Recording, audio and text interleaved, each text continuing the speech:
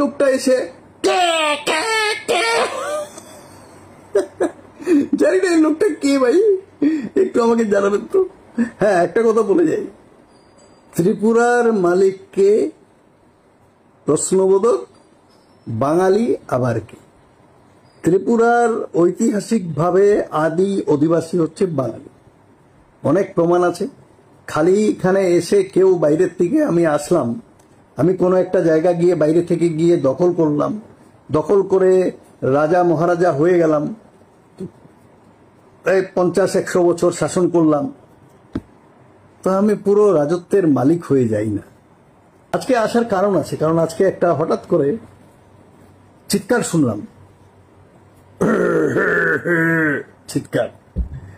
চিৎকার শুনে আমি থমকে গেলাম। আমি এই লোকটার কোনো কিছু আমি দেখি না আজকাল, অনেকদিন কালই দেখি না, কারণ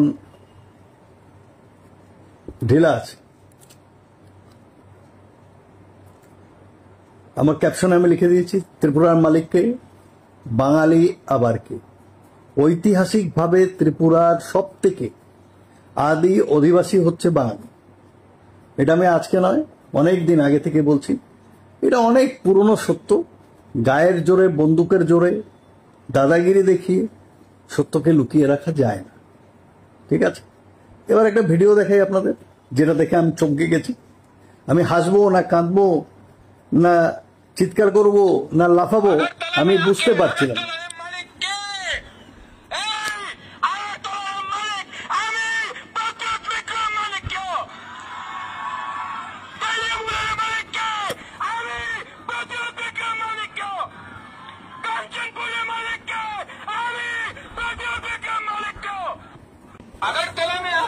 এই লোকটাকে কি আপনারা চেনেন?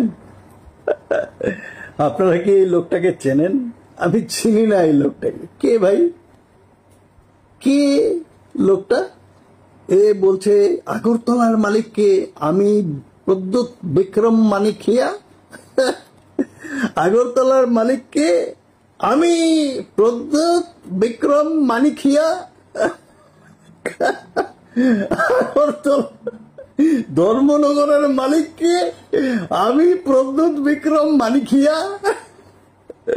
কাঞ্চনপুরের মালিককে আমি প্রদ্যুৎ বিক্রম মানিকিয়া। তেলিয়ামুড়ার মালিককে আমি প্রদ্যুৎ বিক্রম মানিকিয়া। কে ভাই লোকটা? আমি তো চিনি না। আপনারা কি লোকটাকে চেনেন? একটু আমাকে কমেন্ট দেবেন তো। হঠাৎ দেখি আমি ফেসবুকে একটু স্ক্রল করছিলাম, মধ্যে মধ্যে একটু টাইম পেলে করি, হঠাৎ দেখি এই লোকটা এসে জানি না এই লোকটা কে ভাই, একটু আমাকে জানাবেন তো। হ্যাঁ, একটা কথা বলে যাই, ত্রিপুরার মালিককে প্রশ্নবোধক, বাঙালি আবার কি।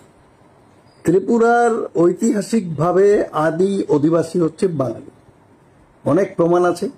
খালি এখানে এসে কেউ বাইরের থেকে আমি আসলাম, আমি কোনো একটা জায়গা গিয়ে বাইরে থেকে গিয়ে দখল করলাম, দখল করে রাজা মহারাজা হয়ে গেলাম, প্রায় 50-100 বছর শাসন করলাম, তো আমি পুরো রাজত্বের মালিক হয়ে যাই না।